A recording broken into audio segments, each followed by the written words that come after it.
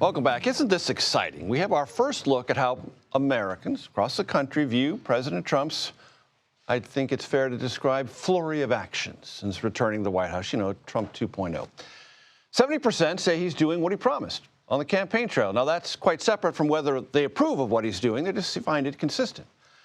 But so far, a majority say, at least at the margins, they like what they see. CBS News Executive Director of Elections and Surveys, your friend and mine, Anthony Salvanto, joins us now. Anthony, tell us what you found. Hey there, Major. So, look, there's political value in people feeling like you are delivering what you said you would. You're correct that not everybody who says that approves, but it does net out to this 53% approval. So net positive, and also, frankly, for context, higher than anything we recorded for him in his first term. Now, look, you mentioned in the tease there some of these descriptors.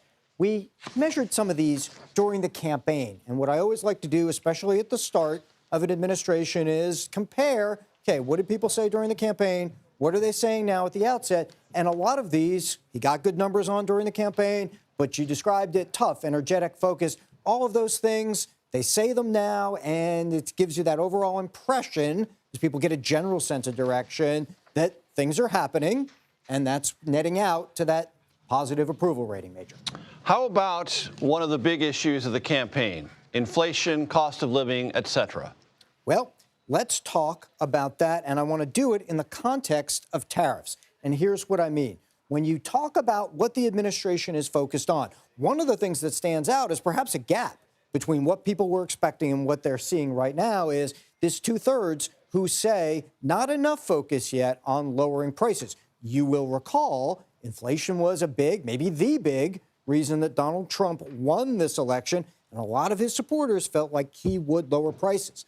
Now, they tell us in the poll they don't think that will happen overnight. Might take 6 months, might take a year.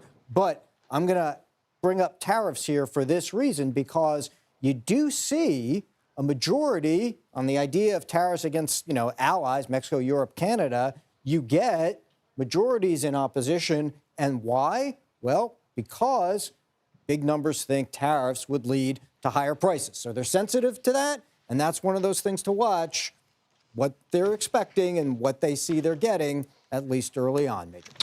Anthony, when the president muses about why he won the election, he often says immigration. What does our polling data tell us about that so far? Well, that is a great example of a place where we find what we saw in the campaign, positive approval of the idea at the time of having a new program to deport immigrants who are in the U.S. illegally. And today we find majority approving of that program, as well as sending U.S. troops to the border. So that's one big policy where he does find majority approval.